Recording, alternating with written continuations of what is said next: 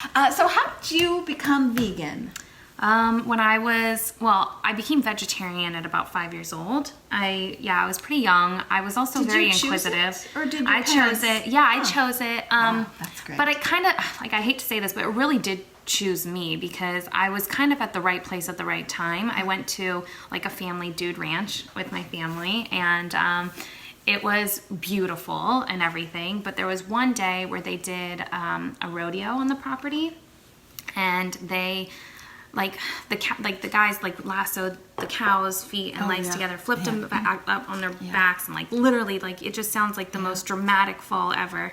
And then they just score them with these horrendous torches to brand them. And shortly after that, I think we were eating dinner at the hall, and they were serving these steaks and talking about their meats and how they raise them and so on and so forth. I asked a lot of questions, and I got really lucky because I remember my dad being really honest with me and just saying, this is what it is, and that was it for me. I did not ever want to eat an animal after that. And I think as I got a little bit older, I learned more about veganism very organically. My uncle was dying of cancer, and I actually grew up near Follow Your Heart. So I was really fortunate. Yeah, okay. And the company Follow Your Heart. But there's also a restaurant, which is amazing. Yes, right. It's like a tiny little, it's been there forever since I was a baby. And so that was really the only experience I had with vegetarian, vegan food. And my aunt, when my uncle was struggling with cancer, decided to have a chef come over, and I think they were related to Follow Your Heart because they were teaching us recipes that he could be eating while he was at home. And so she was like, come on over, you're vegetarian, you might like this. And I learned about veganism in that moment.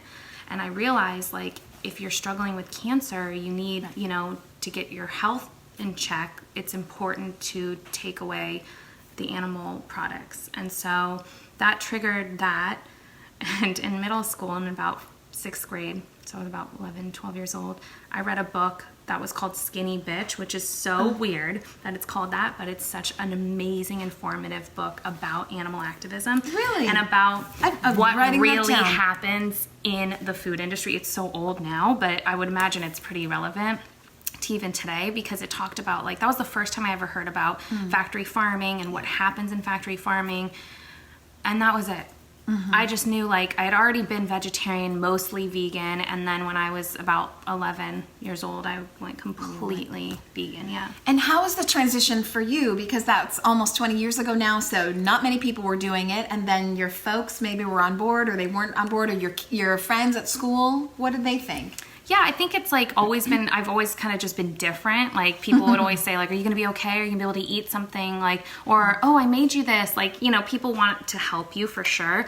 My family was pretty supportive, I'd say. My grandma, I remember trying to sneak meat into the tomato sauce. Oh, too funny. Just worried. She was just naive and worried that I wasn't getting the right nutrients. But everyone at this point, my parents both had cancer at one point, and they both went vegan while they went through treatment. So they actually came to me, and that was a cool moment. When you are busy, because you really are, and you're running around town, and you walk through the door, and you only have 10 minutes, what's the go-to meal that you can make every time? It's always good. It's super fast. What's your go-to meal? Okay, well, if it's not a salad, which I know sounds so boring, but I eat a salad every day, no question. I know, I just crave it.